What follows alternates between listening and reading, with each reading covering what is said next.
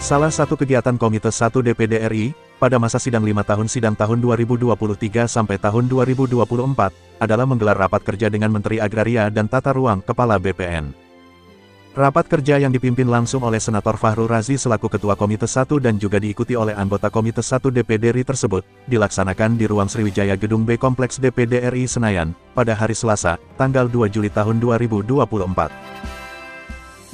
Agenda utama pada rapat itu adalah membahas beberapa hal yang dipandang penting oleh Komite 1, antara lainnya terkait pelaksanaan reforma agraria, penyelesaian sengketa dan konflik pertanahan serta pemberantasan mafia tanah.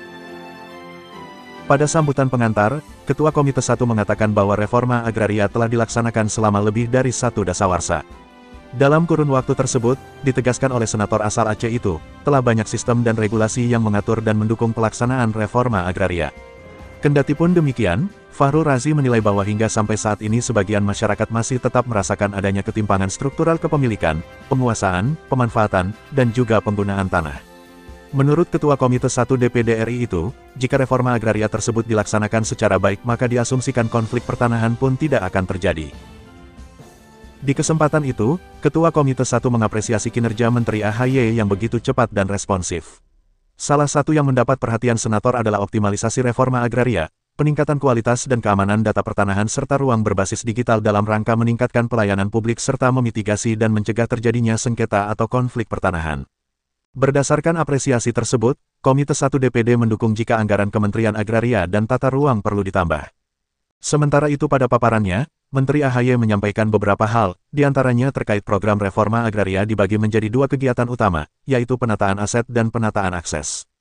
Penataan aset dibagi menjadi 2 kegiatan, yaitu legalisasi aset dengan target 4,5 juta hektar, dan redistribusi tanah dengan target 4,5 juta hektar. Sementara penataan akses berupa pemberdayaan tanah masyarakat.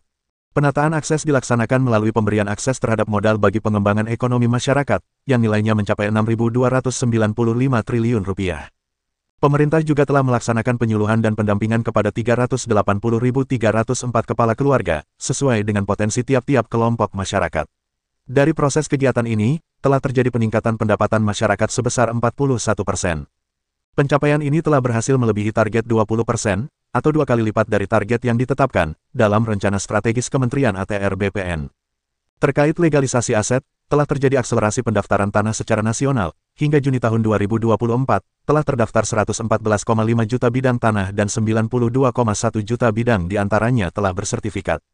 Bahkan dalam 4 bulan terakhir, terdaftar 3,7 juta bidang tanah. Hasil ini sangat signifikan, yakni telah mencapai 95,4% dari target 120 juta bidang tanah pada tahun 2024, atau mencapai 90,8% dari target PTSL keseluruhan. Terkait penyelesaian konflik pertanahan, AHY mengungkapkan bahwa salah satu persoalan yang dihadapi adalah masih banyaknya tumpang tindih overlap antara tanah-tanah masyarakat dengan tanah-tanah kehutanan. Banyaknya konflik agraria yang diakibatkan tumpang tindih antara tanah masyarakat dengan hak guna usaha, HGU, tanah masyarakat dengan aset negara, tanah masyarakat dengan kawasan pertambangan, serta konflik terkait tanah-tanah ulayat masyarakat hukum adat. Masih sejalan dengan program PTSL dan sertifikat elektronik, saat ini Kementerian ATR juga sedang merevisi PP nomor 18 tahun 2021, terkait pemberian hak atas tanah dalam mendukung pelaksanaan carbon trading untuk lahan dengan peruntukan jasa lingkungan. Progres revisinya, saat ini sudah mencapai pembahasan prapanitia antar kementerian. Harapannya, setelah revisi PP ini diberlakukan, maka masyarakat dan dunia usaha akan mendapatkan kesempatan yang luas untuk terlibat dalam perdagangan karbon. Carbon trading is our future. Bayangkan, selain kita bisa menjaga kelestarian dan keseimbangan lingkungan, perdagangan karbon juga memberikan nilai tambah ekonomi yang signifikan bagi negara, lanjut AHY. Pada bagian akhir, Wakil Komite 1 Silviana Murni mengusulkan supaya lahan-lahan di daerah yang statusnya tidak jelas dapat dimanfaatkan untuk kepentingan masyarakat. Komite 1 juga meminta Kementerian Agraria dan Tata Ruang, Kepala BPN RI untuk memastikan keamanan digitalisasi sertifikat tanah melalui penguatan Pusdatin. Permintaan itu disampaikan Komite 1, mengingat saat ini sangat rawan terjadi serangan cyber oleh pihak-pihak yang tidak bertanggung jawab.